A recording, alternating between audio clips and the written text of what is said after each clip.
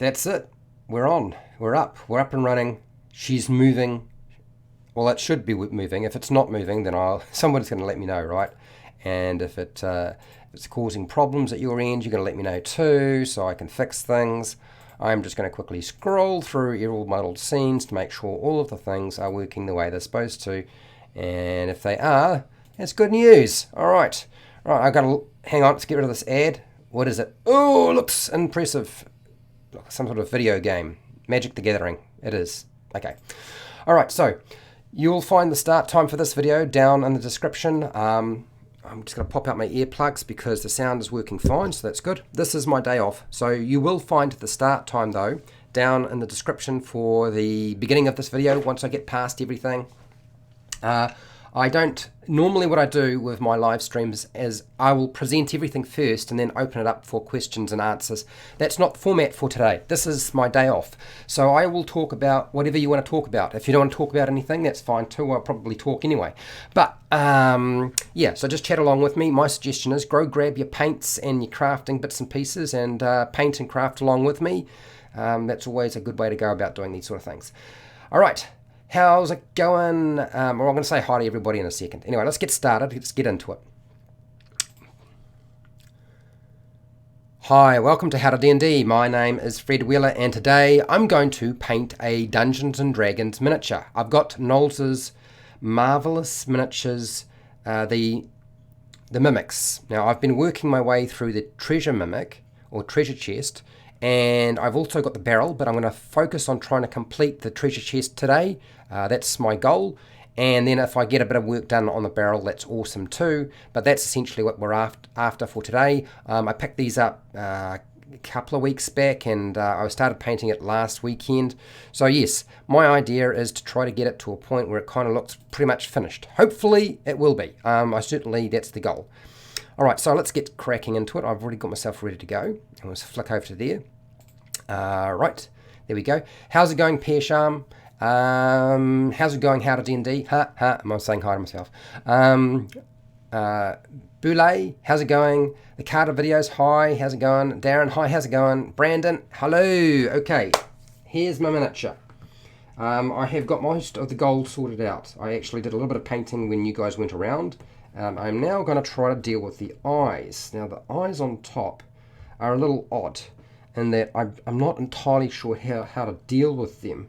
Those little pimply bits, I feel like it's very tempting to sort of paint them a different colour, but I don't want to do that. So I'm not. It's tempting, but I'm not. Okay, so I'm going to grab some red. Red's not a really good colour to start with, but that's what I'm going to use. So today I'm using Vallejo's flat red. We will probably be using some other paints along the way, but that's what I'm starting with. So where's my little, need the very fine brush. I don't think I'm going to get away with using a larger brush tip. The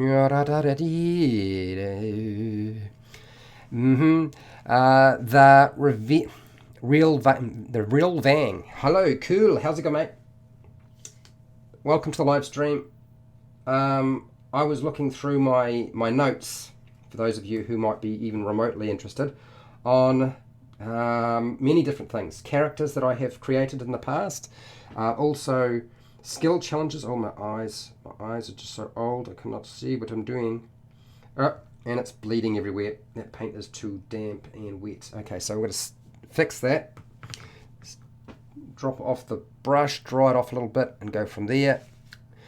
Brandon, so I just joined a 5e group in Ravnica setting. The DM has a very sweet homebrew leveling system. Oh, okay. You're going to explain it to me, I'm sure, right? The super stroke. No, it's not the super stroke. It's the stroke that just went everywhere. Here we go. It's just... I might get quiet at times because I'm trying to get paint where I want it to go rather than somewhere else. The real Vang. Good, and you got it right. Yes, good, excellent. Okay, Boulay. What do you got here? This sounds pretty fun, Brandon. Well, I think that if you're playing in a completely different setting, and Ravnica is very different for Dungeons & Dragons, I think it will be very fun.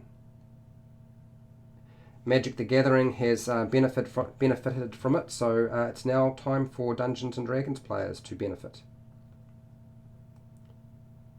Okay, so am I doing... Yeah, that's alright. Getting the eyes. I'm pretty sure I've got that one alright. Just got to get the other side of it. And I have to come back to the other one that I started with. It got all bollocked up, but anyway. It's very cold and wet here in New Zealand, by the way, for those of you. So it means that I think we've just about definitely sit the painting season rather than the crafting season. What's that, Darren? Bad storm here. Lights and are flickering. Hard to believe it was over 20 Celsius. 20 Celsius last week. Okay, all right. You're a Simic fan. Okay, Boule. Well, what makes you like the Simic? Hang on, I'm just going to grab some paint. I'm going to get some brown, I think, in here, just to fix up that mess. What's that, Brandon? It's D&D meets Path of Exile. You start out as your race, and then the whole of D&D opens up to you. Skills purchased for experience values. Oh, okay. I've heard of people using a system like that. Don't know very much about it, but I have heard of it. So I was going through my notes, as I was saying, and I had seen a lot of my old characters that I had built, NPCs mostly, not so much player characters because it was my DM notes. And I also noticed that I had a whole lot of old skill challenges, and somebody was mentioning skill challenges, and I was like, at some point I have to get around to doing that, right? And I looked at it and I thought, well, I can just take the documents, update them for Dungeons & Dragons 5e. And then they're available and accessible to you. It also means I can then make a video off it pretty quickly. So rather than trying to make new content, which I could, I might use some of my old stuff and present it to you guys and see what you think. With some slight modifications to update it for Dungeons & Dragons 5e. So I found a very, very popular skill challenge that I've run before. I put it up on the internet years ago, and I was surprised at how many people downloaded it.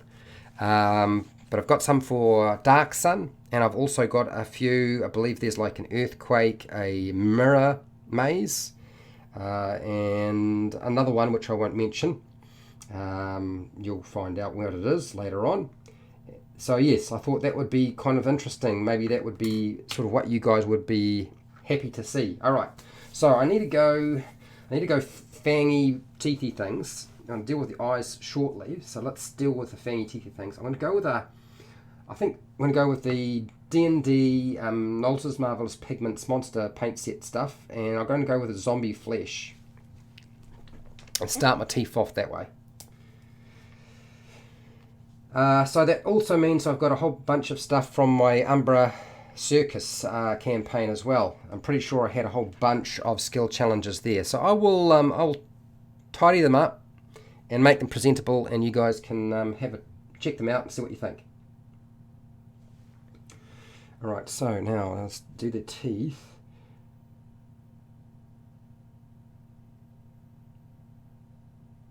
Just picking out the teeth is going to be very, very tricky. I'm going to do this slow and easy. There we go. And there's little teeth down the side here. Okay. Little teeth, little teeth. Just like that. Just like that. I think that's got that one. And I'm going to have to keep dipping this brush, otherwise it's going to dry. Let's keep that over here. Boule, I'm a fan of the wild evolution idea to get a thing for a mad scientist. Okay, all right. Azorius and Is It fan? So you guys are definitely very familiar with Magic the Gathering then. That would be my assumption from the sounds of it. Is very cool. I like them too. Azorius is a lot of red tape lore-wise, but they are really fun to frustrate people in the card game. Ah, I see. Aha. So what are people painting today or crafting today? Has anybody got any particular pet projects they're working on? Or are you guys concentrating too much, just like I am? Okay, so this is teeth, teeth, teeth, and more teeth.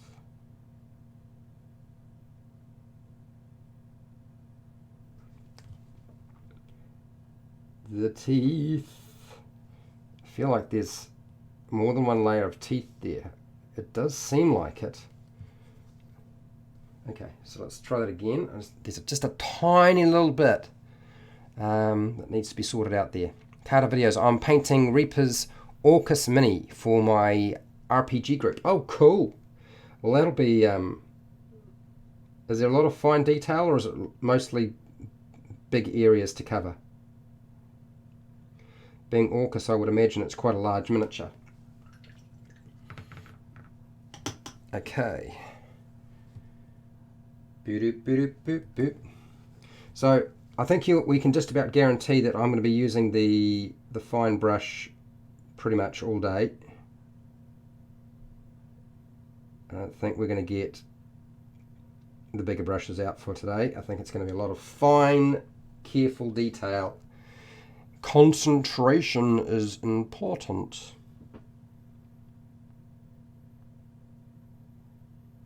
Whoa. Now, I also discovered how to get hold of simple green, so I can clean up one of my miniatures that I had primed poorly, so I can redo it, which is good news. Very happy about that. So I just need to go down to the hardware store. As it happens, we do actually have it in the country, which is awesome. I'm happy to hear. It's going to be just more of a matter of making sure they have it in stock. What's that, Brandon? Boulay, I really don't play Magic the Gathering, just a huge fan of the lore. I wish I could be in a D&D group every night, though. Well, if you work at it hard enough, it's always possible. I can tell you now, the concept that things are not possible is gone for me, because a lot of the things I would never have guessed would happen in my life have happened. So I stopped thinking in terms of, oh, it's not possible.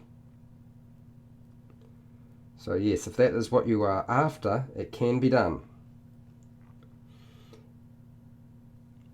Right, there we go. I'm just going to shuffle this over. Hopefully people found the video yesterday on the red brands useful.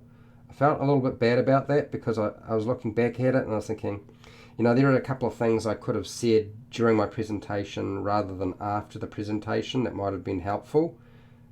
But to be fair, I feel like those videos are not really sort of a reflection of how to play out the red brands in terms of combat. I feel like they're more lore and how you think about them, rather than just being, this is how you use that particular NPC in a combat.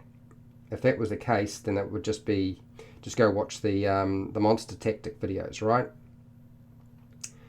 And then I was thinking about Gundren Rockseeker and how I hadn't mentioned very much about him, but that was quite deliberate. But I thought I would mention why I hadn't said anything.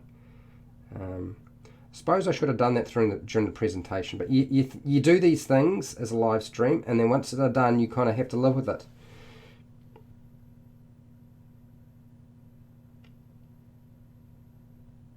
Right. Them teeth are coming out quite nicely now. Got to be very careful though. It's like stroke, stroke, turn around, start again, go back the other way. Okay, so that's looking pretty good. I'm a little worried about the ones down the bottom there because they look very hard to pick out.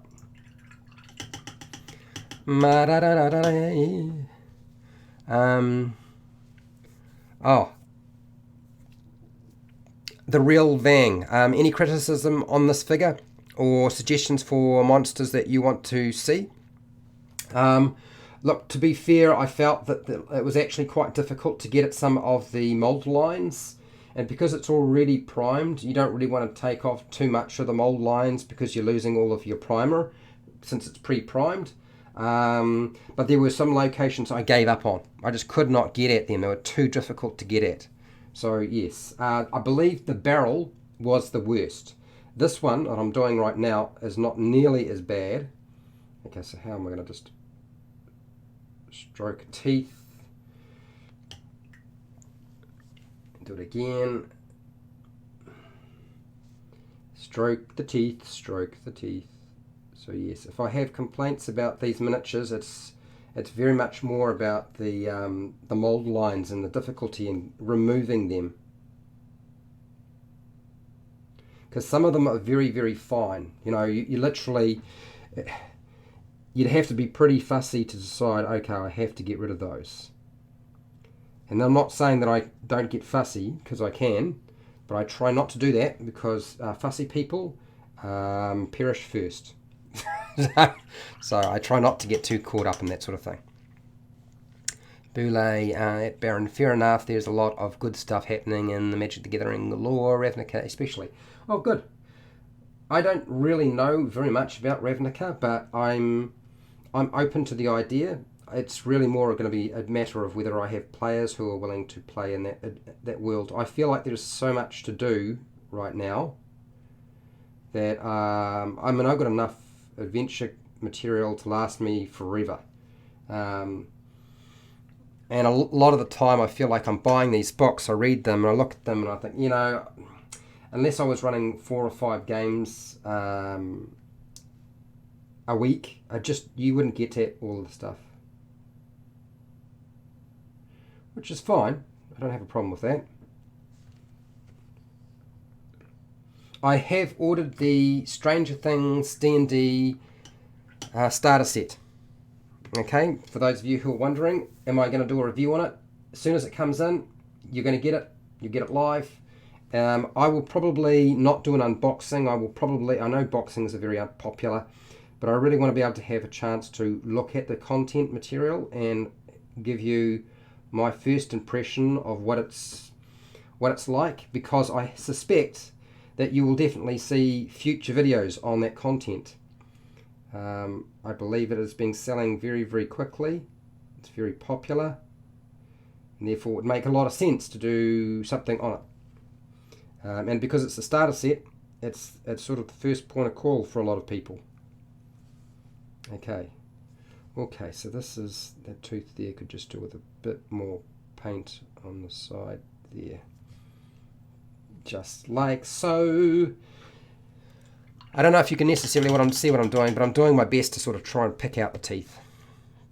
Okay, what's this card of videos? We killed Gundren in our campaign. Yep. Well, I think that's quite likely to happen in most campaigns. It's given the situation and the conditions under which you're trying to rescue Gundren, chances are he will not live, which is fine, because one of the other brothers is already dead as well. So, and it doesn't eliminate the threat. Once Gundren is gone, it's not like, okay, well, let's just pack up our bags and go somewhere else, because it doesn't quite work that way. Certainly, you don't need to let it take place that way. Dear. Boule, speaking of tactics, have you seen the Mizal in Water Cannons? It's got some cool abilities, but what would be a fun thing to pair with? No, I haven't really looked that carefully at it. I have been looking at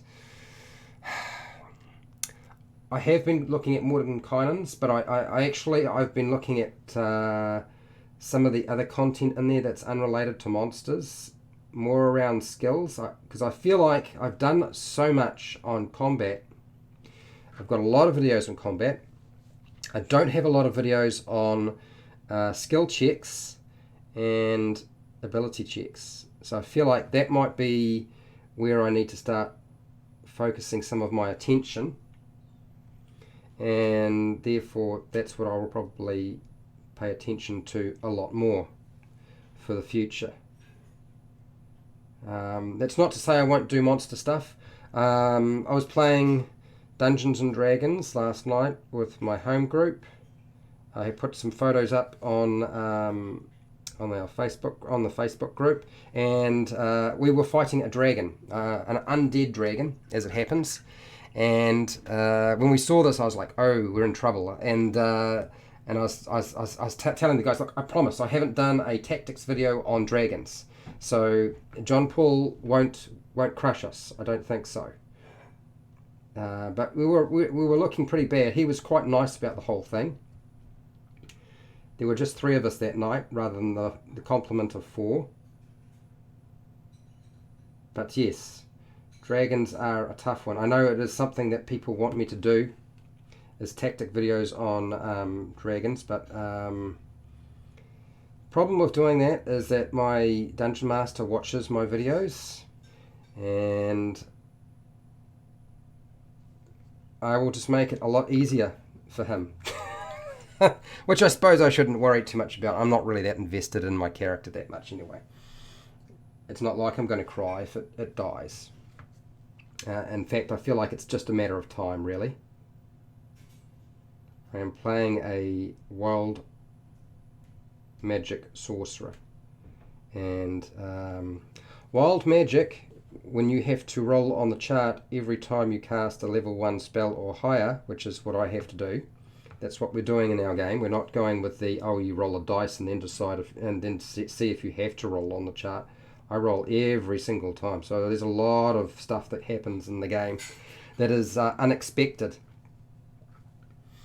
So yes, I feel like it's only a matter of time before my character will be going poof, or causing the entire party to go poof.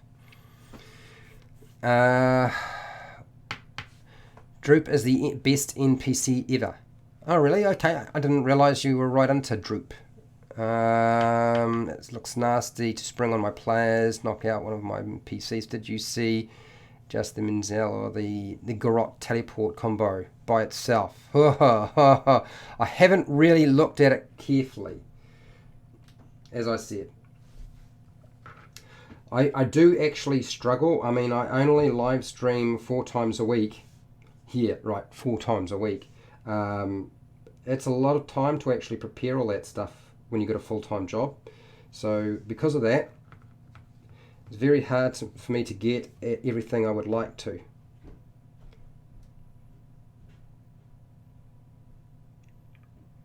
There we go.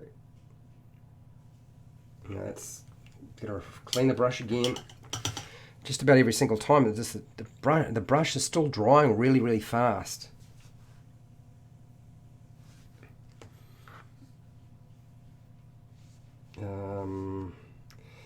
Okay, so these teeth here underneath the tongue, super hard to get at. Super hard to get at. They're really causing me, this is definitely the hardest bit right now, is getting at these teeth.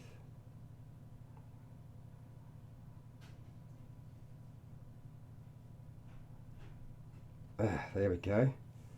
Just picking them out. I think I've got 1 or 2 more left, and that's those teeth that come coated with that particular paint.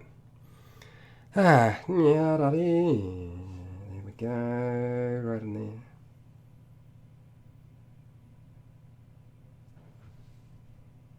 there. Alright, so if I just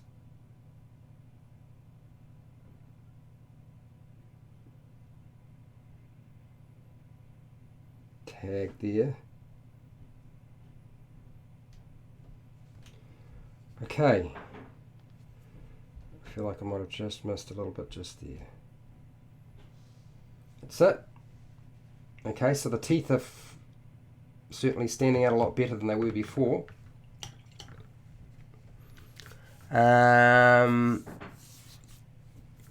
Droop ended up being the big bad in our campaign. He hulked up to a giant size.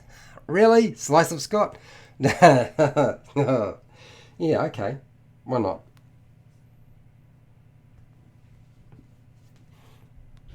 Okay, so let's just go back onto these teeth, since I can kind of see what's going on now.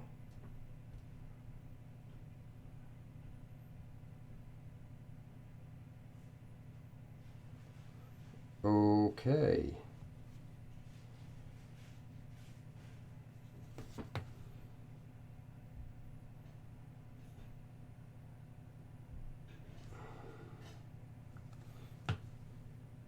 Yep. Alright, so the teeth, I've picked out the teeth as best I can. We'll deal with them a little bit more later. I'm going to go back to the eyes. I'm going to try putting another bit of red over there, just to sort of help bring it out. Red's a really bad colour to place on anything, really. But you've got to start somewhere. I'm going to go back to the orange soon enough. Or go to orange soon enough.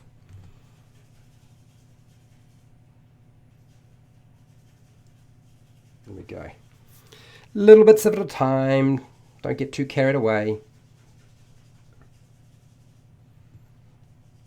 Fine detail. Could be a quiet stream for this very fine detail to paint. Oh yeah. I think that's got it. Let's do that one again. Dip the brush, dip the brush.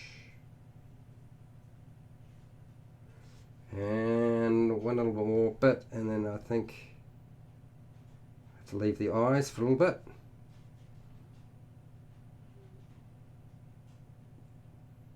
I think that's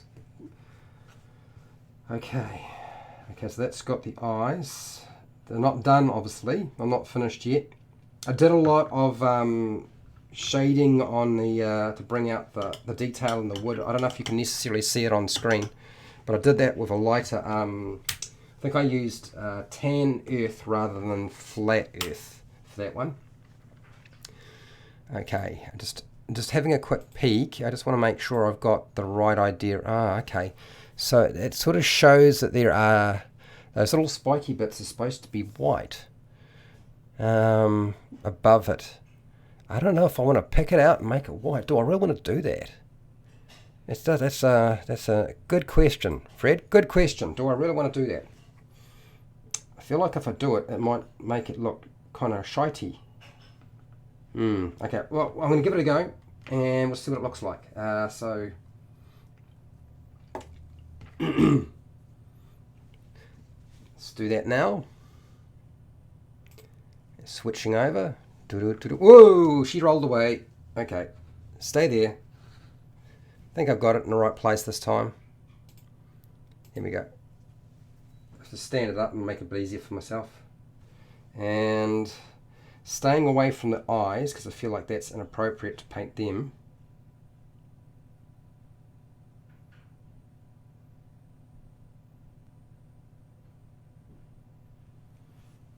So these bits here, I don't know if I like the idea of necessarily painting those at all, but they do sort of look kind of like teeth, don't they?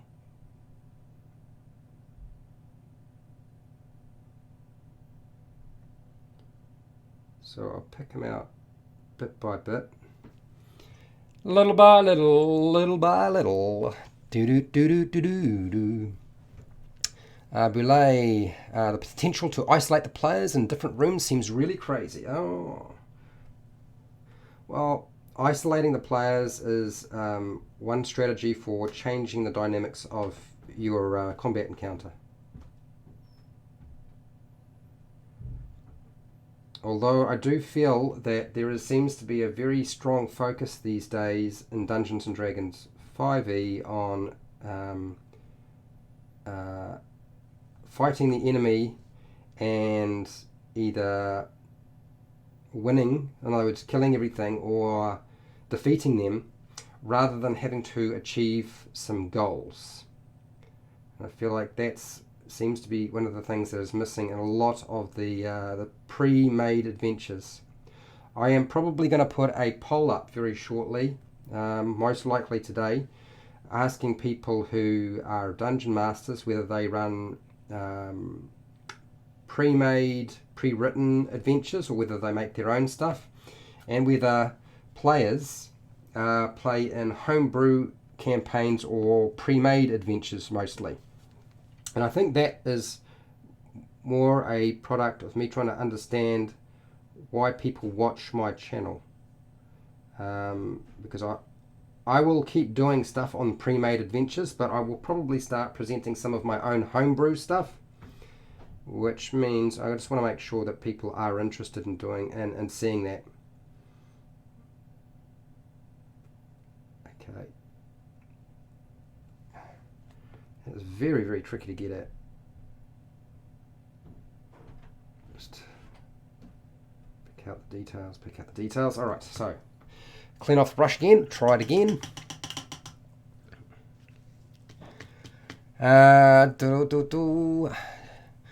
Yeah, in the Shrine of Tumultuation, there are rooms in which the PCs get trapped with a doppelganger. I love that idea that a PC may not return properly. That does sound kind of brutal, though. You're running White Plume Mountain, and it had some vicious moments like that too. Almost got destroyed by manticores. Well, I'm not surprised. Manticore's pretty bad. Not an easy monster. Not an easy monster at all to deal with. Anything that flies is going to be trouble.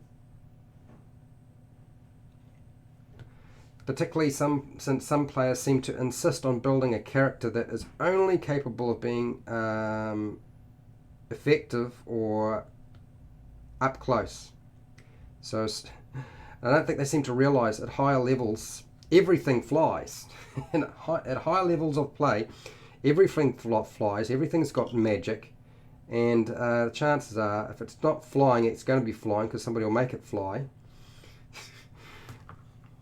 So you need to have some ranged attacks, otherwise it's all going to be all over.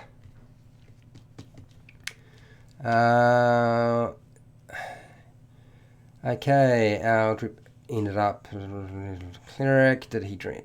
Oh, okay, interesting. I am just skipping through here. AJ, yes. Jan Shivak. Jan Shivak. Oh, hey, I found your stream via AJ Pickett. Oh, did you? Is AJ finished up with his stream now? I think he would. Usually only runs for about an hour. Welcome to the stream.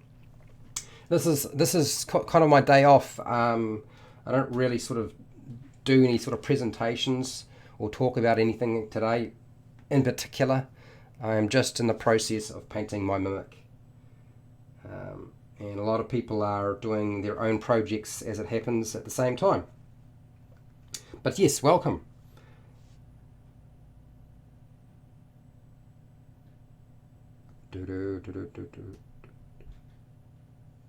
And that.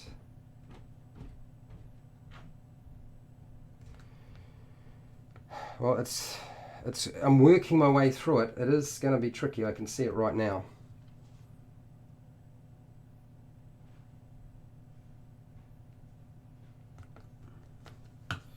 Okay, so we're standing it up.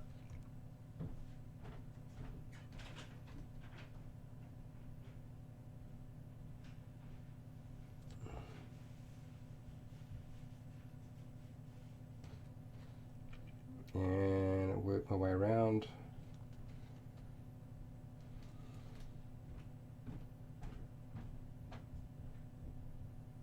Too many angles to hit. Okay, I'm going to just clean off that brush again. Quiet stream, Fred. Yes, it is. Well, it's because I'm doing lots of concentration stuff, Anthony. So AJ does have a really good channel. Yes, it's just, yeah, I would normally be talking a lot, but there's lots of chat going on. It's just me. I'm just really, really quiet because I'm having to focus so much. It really depends. If somebody starts asking questions and so forth, and and I spot it, I will probably start talking a lot more. But as you know, my eyes are not that fantastic, so I have to really sort of struggle with the fine detail stuff, and that's what we're dealing with today, is the fine detail. Okay, let's see if we can get the paint on the side of that tooth there. There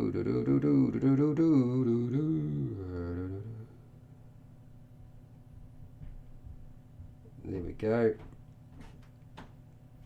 It's definitely coming along.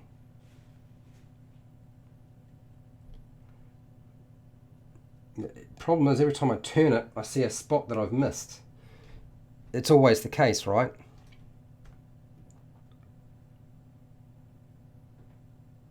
You look at it one angle, change the angle, and oh, there's a spot that I missed. I'm going to put some paint there.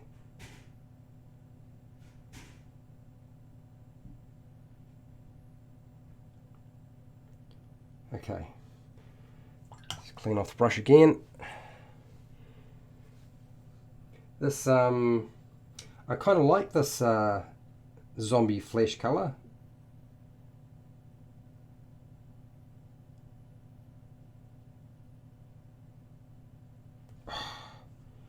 Oh, yeah. Okay.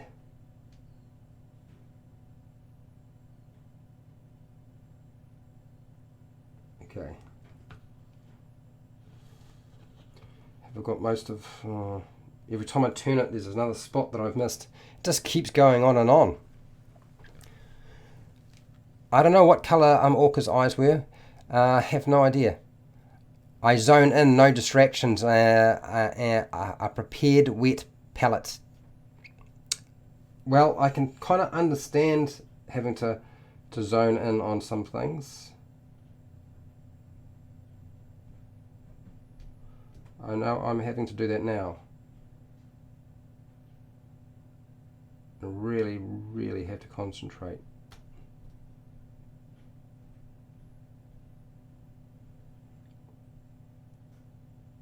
Okay. And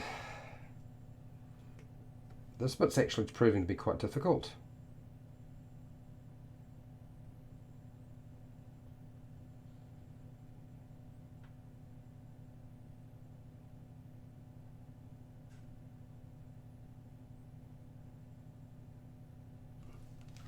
Okay. Alright, so let's turn it around. Keep turning, keep painting till I stop seeing things that I don't need to paint.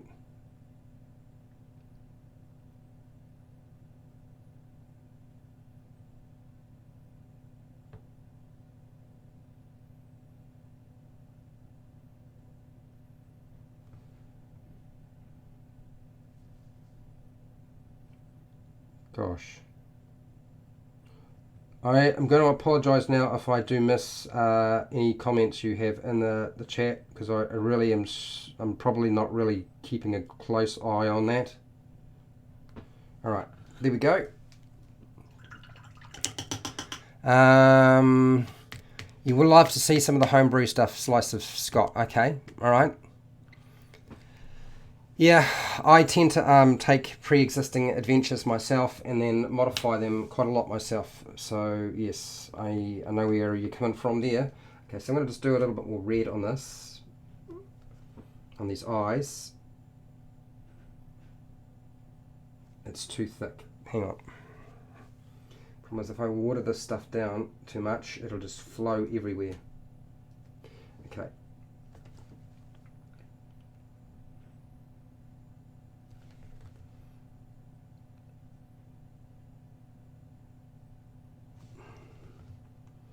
I don't know that necessarily my homebrewed and personally created stuff is necessarily going to be that impressive compared to professionally made stuff.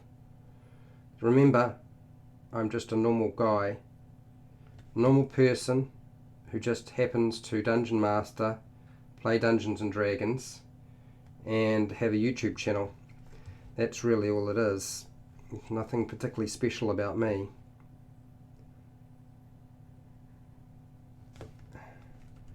Okay, but yeah, I'll certainly look at that content and I'll start putting it into a format for a video so you guys can see what's going on. Okay, so that's actually made quite a big difference, and the little things on top now make a little bit more sense, although my painting job of them has not been that great. Boulay, I kind of new to using Monster Tactics. I used some last session and I really livened up the session. Yeah, they can. It's trying to work out what you're going to do with the monsters, which is half the problem. Good thing about pre-made official modules is that they offer what their game is supposed to deliver. Yep, true. Okay, so I just want to grab a bit more of this paint, and I'm going to just go through and touch up some of the teeth again, just where I feel like I haven't put enough paint. For those of you who are saying, are you going to wash it? I will probably wash the miniature. But not today, because that'll be the end of the video. If I wash, that's it. And I won't be able to do very much with it for ages. Washes, you really need to give washes a really good length of time to dry properly. I don't know an awful lot about washes, but I know that. And that is certainly helping the teeth stand out a bit more. Okay, give that a good clean. In homebrew campaigns, a player can often be disappointed because his expectations or their expectations were totally different. Yeah, I think that's one of the things I have noticed is the campaigns where they were pre-made adventures that I was running for somebody. Getting players for those was easy. And when you start trying to sell your own stuff, it's like, do you want to jump in and play on this adventure? They're like, not really. It's only the players that have been at my table over the years who know me well enough to know what my adventures are like that will jump into those sorts of games. Because they know there's no limit to what I might try to get away with. But also too, I borrow heavily from existing adventures and just build on top of the skeleton. But I was looking there, and I do have some one-shot adventures that I can present to people and sort of give you a breakdown of what the story might be like and how to structure it, and give you the adventure cheat sheet. Because when I do an adventure, usually it's just on one page. I do what Chris Perkins has suggested doing for many years, and that is to just use one A4 page and just break it down into your story adventure hook, your or lead in, the characters that you will be having at the table, so just a one line on them, nothing too extensive. So if they give you a huge background, well, they've missed the point of playing Dungeons and Dragons, which is not to create a character that has already had a whole lot of adventures, but that will be having a whole lot of adventures. And then I will use things like locations. I will usually have about 5 NPCs. One will be the main villain, and then I'll have maybe a patron possibly, and some supporting cast or NPCs for the adventure. And yes, usually about 5 locations and between 5 and 6 encounters, some of which will be a combination of a skill challenge, combats, things that may or may not happen depending on the circumstances, so I can pluck and drop them in when I feel it's appropriate. But there's usually one. The very first encounter is usually set in concrete because that's the lead-in. And yeah, they'll often be made up of combat, exploration possibly, or there might be. I very rarely use events. I usually don't have a specific event that takes place. Although I suppose the first one is usually more event-based than location-based, but it's not always. It just depends. So yeah, I'll do that. I'll tidy up that stuff, make it sort of a bit more workable, and I'll chuck some pictures together so I can sort of talk about them, and I'll stick them up, and we'll see what people have to say. I mean, if if the Lost Mine, I mean the Lost Mine of Fandel videos really have really stopped my channel disappearing into the ether. Otherwise, I would be, you know, like some of the channels that I used to watch are, you know, sort of slipping away. You know, as there's so many channels now. But yeah, things like lore and adventure, people tend to like that stuff a lot more. I can kind of understand that. It's the sort of stuff I'm looking for as a dungeon master. It's not necessarily what you're looking for as a player, though. Okay, that made a huge difference. That really has sort of tidied it up, certainly along the top. Okay, so I'm going to go back to the eyes. Or will I? Yeah, no, I will just do the top a little bit more. Just those little bits that I was sort of attacking slowly but surely. There.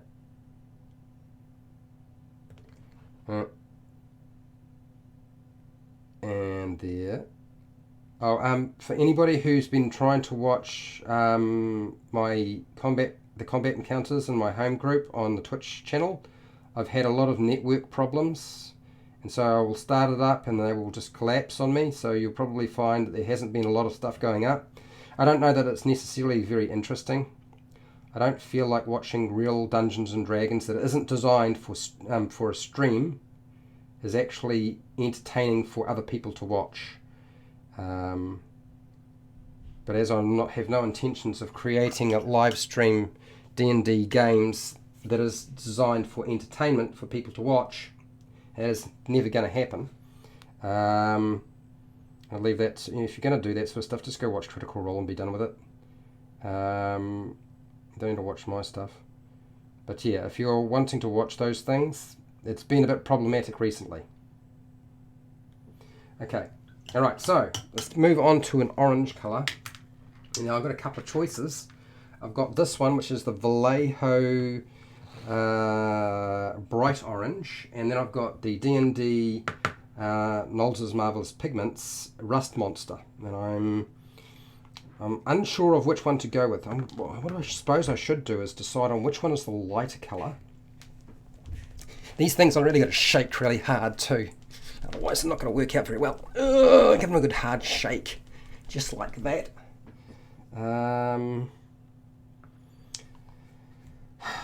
I feel like that's the lighter colour, that's the darker colour. I'm going to go with the darker colour, and then I'm going to go hit it with the lighter colour after. And then I will hit it with a little tiny bit of yellow at the end, and that'll sort of hopefully bring out the eyes. Okay, so let's turn this round. Where are we with that? So I'm using, right now I'm doing the bright orange Vallejo. And we'll try to get the eyes to come out now.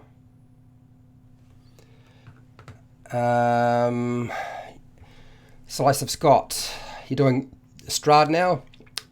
Man, I love the Curse of Strahd, but I could never do it to my players again. I've done it once. I ran the original Ravenloft. I don't think I could run that adventure again. It was just so brutal. I loved it. I learned a lot from it. But I could never do that to my players again, because it is such a rough adventure, and it should be. It's the Curse of Strahd. It's Strahd, you know. Making it anything but difficult would just detract from it.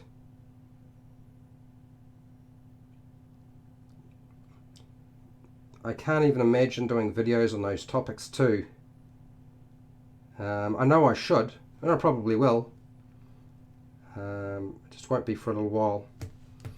I'm rather eager to run this Stranger Things Dungeons and Dragons starter set adventure with my home group, and I think it would be really good to introduce my current Dungeon Master's daughter to Dungeons and Dragons. So we were talking about, you know, when are we going to see the kids show up?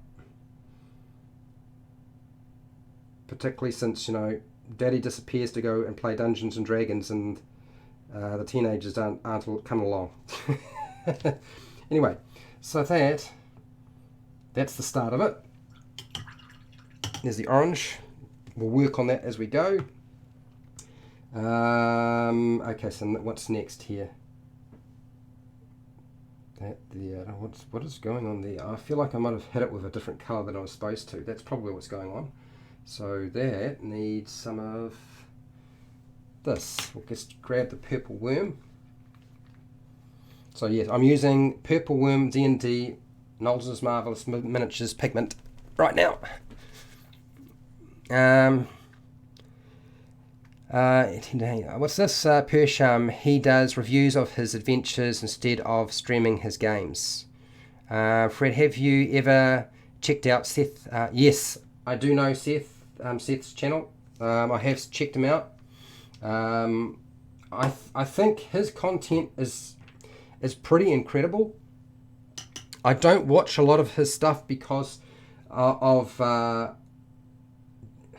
I guess the reason I don't watch a lot of it is it's mostly review stuff. It's not always. He does have other stuff going on.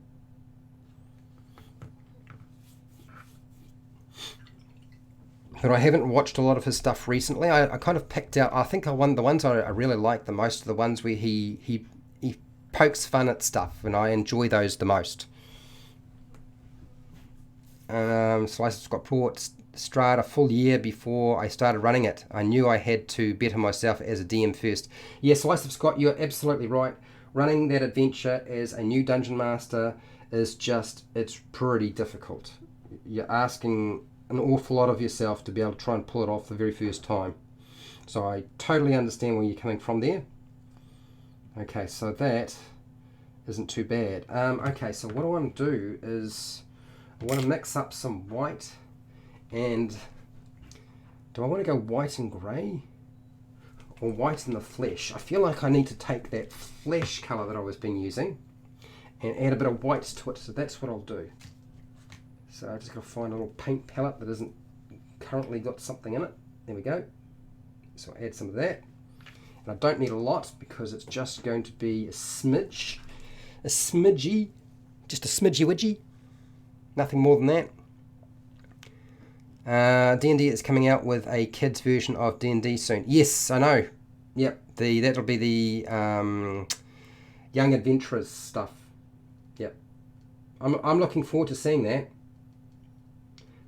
A channel who has, I mean, my channel has really been about trying to get new people into the game, and I would like to see a lot younger and more kids playing the game than there currently are. I just feel that's important. And there just isn't enough. No, it's still not working. Why is that? If you don't know what's going on, it's because I'm shaking the bottle really hard trying to get enough white to come out in the way I need it to. It's just not there. Okay. Okay, let's try that again.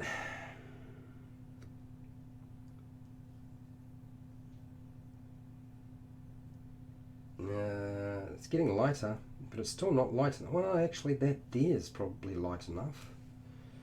Or is it?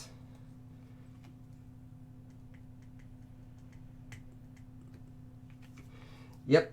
Okay, so I'm just mixing my paints. If you're wondering what the heck's going on, I'm just trying to get the right consistency. Once I've got it there, okay. Still not really happy with that. Start with the white and add the colour to it. Okay.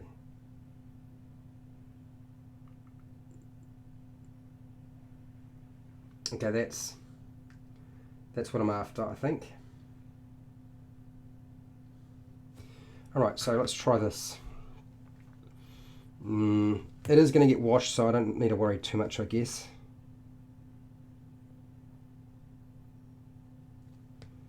Can you even see that? Or is it just too watery? I feel like it's too watery. Hang on, I'll just clean that off a little bit and see if that'll help.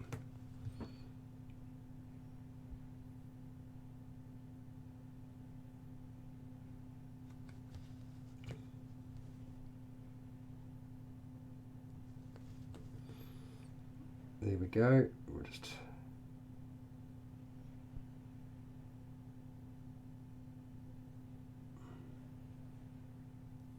hit the tips.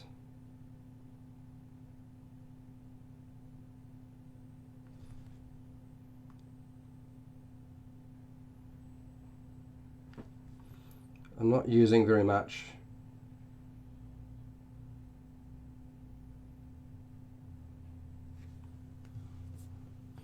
Okay, so let's try it again.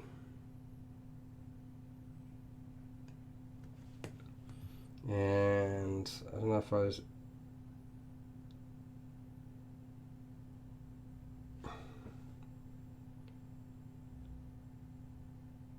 Sorry for not talking anymore, it's just... Now it's getting really, really tricky. There we go. There we go.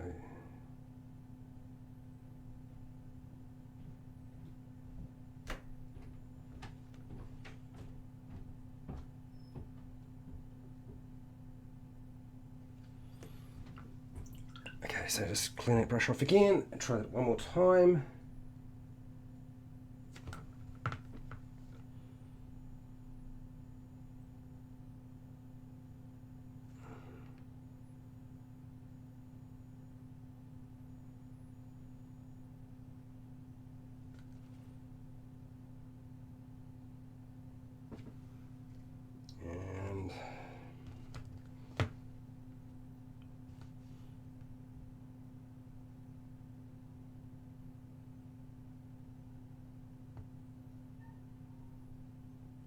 Here we go, there. Whew, I was holding my breath the whole time. That's not a good thing to do. Oh dear. Okay, here we go. All right, stop holding your breath, Fred. If you hold your breath, you can't breathe. It's a bad thing. Okay, so this is looking all right. I think I need to do that on the top as well. It's just, I'm gonna have to be really careful about what I do with the top section.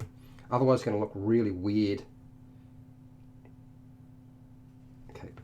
Not too much, Fred, not too much.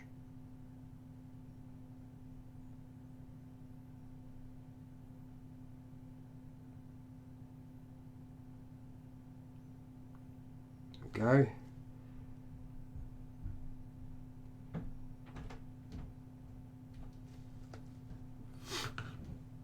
And a little bit more of this. And attack.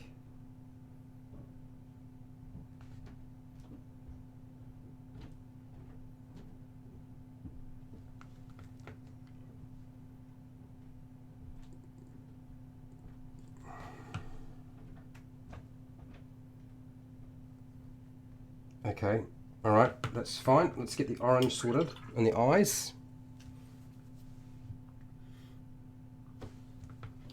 And let's get a bit of detail going in there. Okay, so that looks a lot better.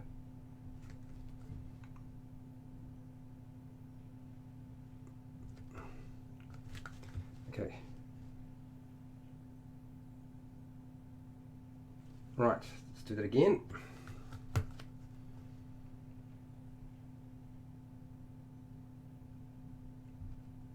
Oh, there's I've gone and put paint where I didn't want it to go. Hang on, can I get rid of it though? Let's see. Yep, done. Good. Keep going with the orange.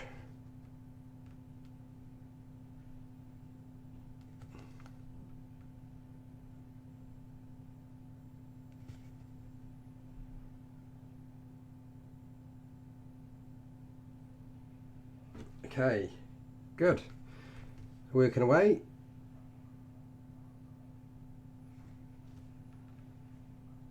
I've already shaded the tongue, so I don't really need to deal with that. The eyes are mostly done.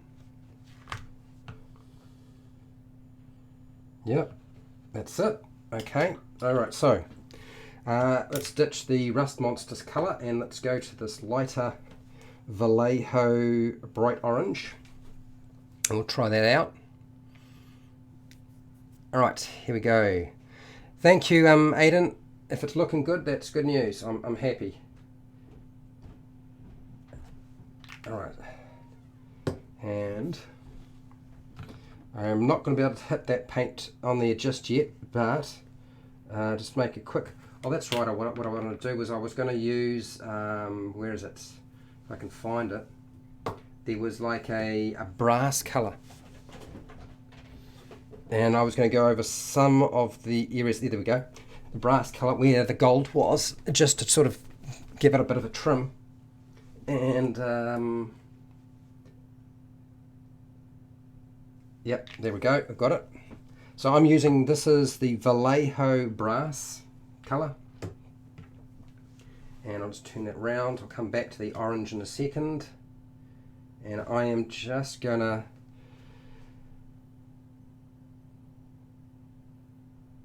you're probably not even going to be able to see much of a difference. In fact, it isn't really going to do too much different. It is pretty close to the existing colour that's already there. So I really need something that is slightly different. Oh, I'm just going to just hit down there.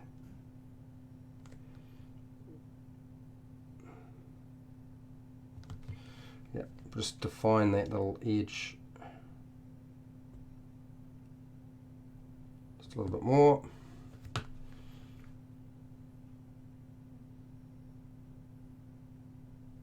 That's that, good. And we'll do the other side.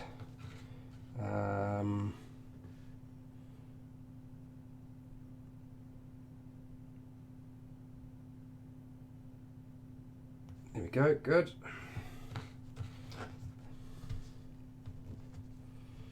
So this,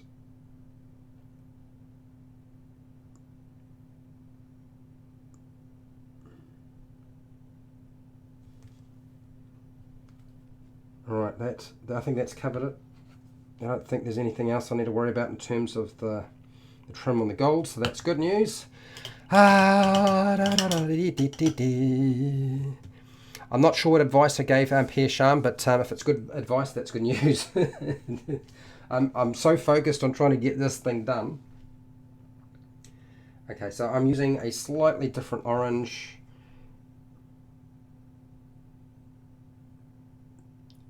It's got a different texture to it as well, so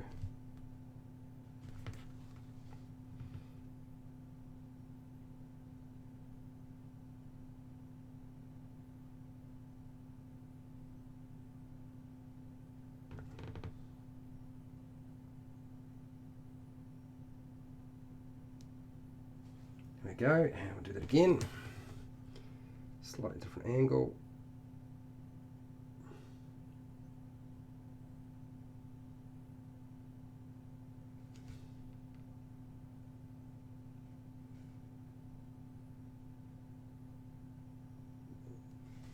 Okay, so what is that? That is, oh, my eyes.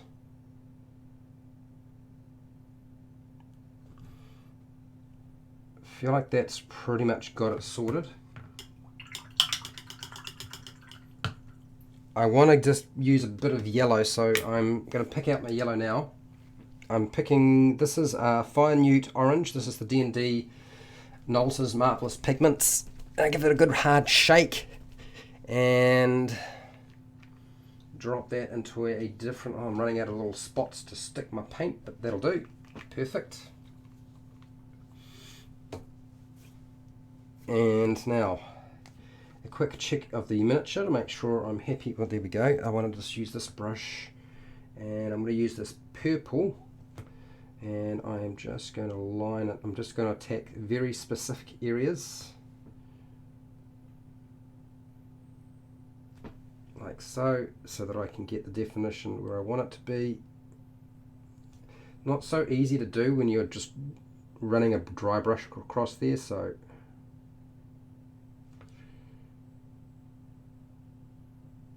since the tongue is one of the standout features, right, I better make sure I get it right.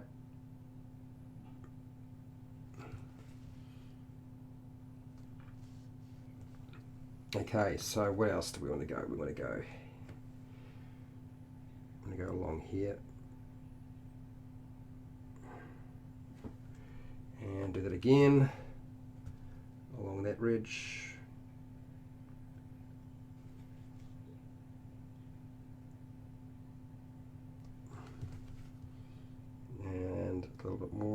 there. I'm sort of picking my spots.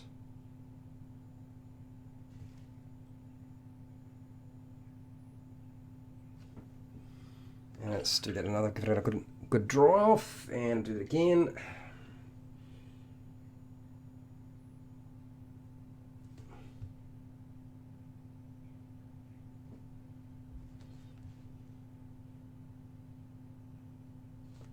Okay. Is there anywhere else I would like to exaggerate? I feel like it's just really the standout locations, right? The most obvious locations which you can actually see.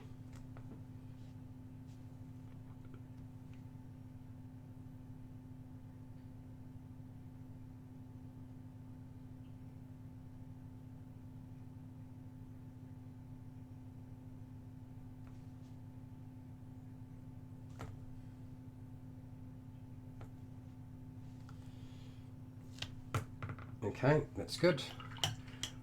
Give that a bit of a quick clean off, and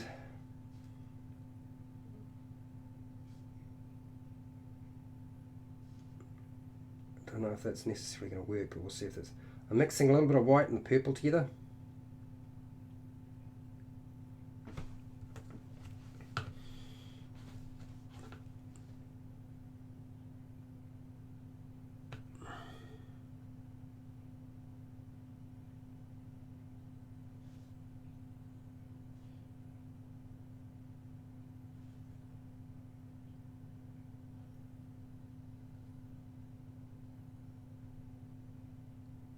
And I'm just very, very lightly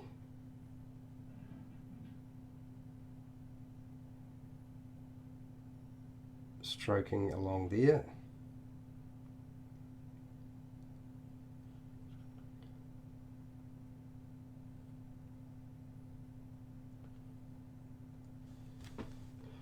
That made that tongue stand out, all the little sort of ridges on it stand out a lot better. Okay, I'm pretty happy with that. That's good. Let us finish the eyes. That yellow should be ready to go now. And I've just got to put just a spot of this on. So this is going to be the...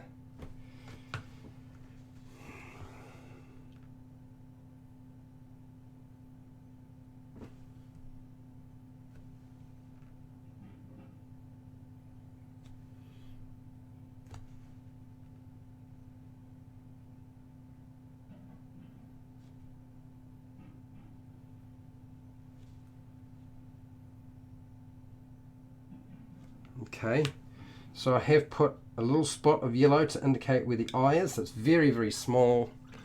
Barely even, I don't know if you can even see it. I'm actually pretty happy with that. That's come out pretty nice in terms of a miniature. I guess the only thing I might want to do is just deal with the base and give it sort of a grey look. So I'm going to just toss this brush out of the way. I'll grab my standard size brush. I will grab grey. I'm going to use the sea grey. I'm going to use the Vallejo medium sea grey. Get a good hard shake. You can hear that ball bearing running around in there. And now I've got to find a spot where I can put the paint. That's it. And let's see how easy it is to brush on the base section. It's pretty thin actually.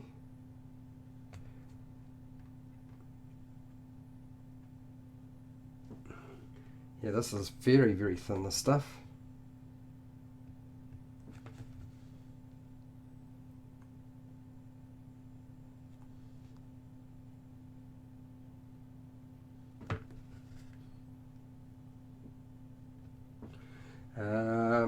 We might need to grab a different grey.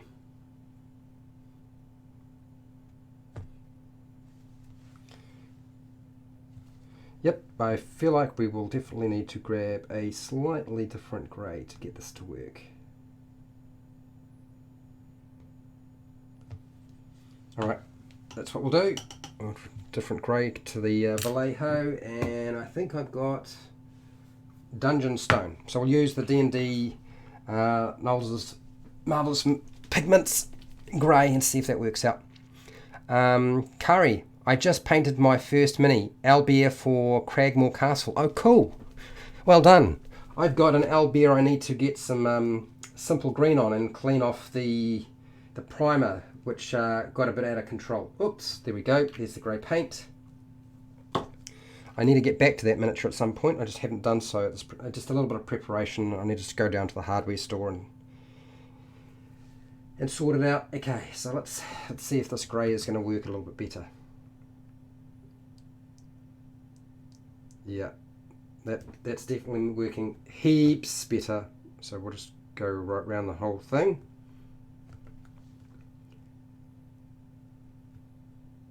Get all the little bits that I need to get sorted. I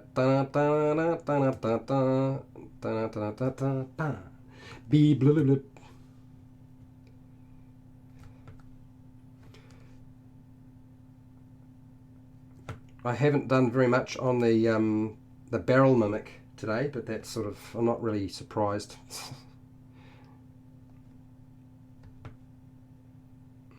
The idea was to actually finish this one rather than that one. So okay, so now what in the front?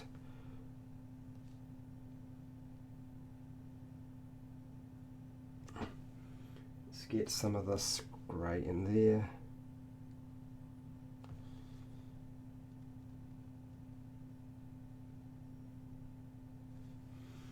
And a little bit more over here.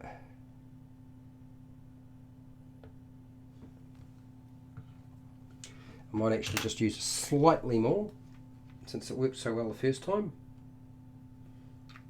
There we go.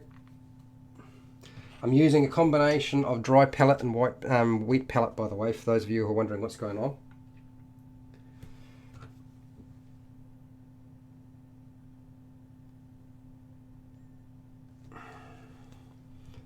Sometimes you don't want the paint to be too wet, and sometimes you need to start drying out just a little bit. Okay. Alright, so that's good.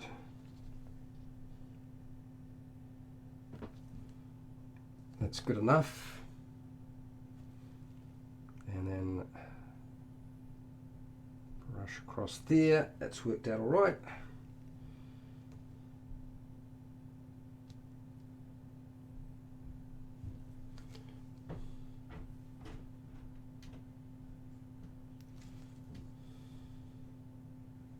Yep. Okay. Cool. All right. I might do the eyeballs one more time to make sure I'm happy with them. And I will say that miniature is done. But just need to do the eyes. Let's do the eyes now.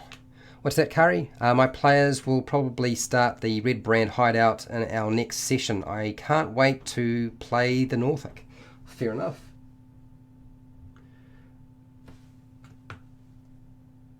Did the Red Brand video help you out in any way, Curry, that I did yesterday? Or did you have all that sort of pretty much covered? For those of you who are wondering how come I've just looked at the chat and I've looked at the bottom, because it's easy. It's easy just to look straight at the bottom of the chat. Alright, the eyes are working. I feel like that's it. That is finished. As far as I'm concerned, it's within my level of skill, which I wouldn't say is fantastic. I will wash it, but I'm happy with that. So yes, I am done for today, which is amazing. And I'll just move it into a better location. I don't know if you can necessarily see a huge amount of detail. But I'll put it about there. There we go. So that sort of gives you a reasonable sort of look at what's going on there, eh? So yeah, if you liked this video, you liked hanging out with me while I do my painting, then please share and like the video. If you like watching this sort of thing, I do this pretty much every week, so consider subscribing, hitting the bell button to be notified when I go live and when I publish new videos, which I do quite often as it happens. look, I don't do Patreon, but if you want to support the channel, watch more of my videos. You know, watching this video helped, but watch more of my videos. And I do have affiliate links down in the description where you can buy stuff online. I get a small commission. You can buy stuff from Amazon and the book depository, and that helps support me to make sure I keep doing videos like this and just upgrading my gear and things like that. Now, if you weren't part of the live chat and able to actually correspond with me, or you were asking questions in the live chat and I did not get to your question, just chuck them down into the comment section, and I will respond to you as soon as I possibly can. And if you weren't part of the live chat, then use the comment section, because that's what it's there for. And hey, till next time, keep rolling those 20s. Oh, hang on, almost forgot. You got to have a 20 to be able to, yeah, there it is. There it is. I got my 20 and it's on a 20. So yes, keep rolling those 20s.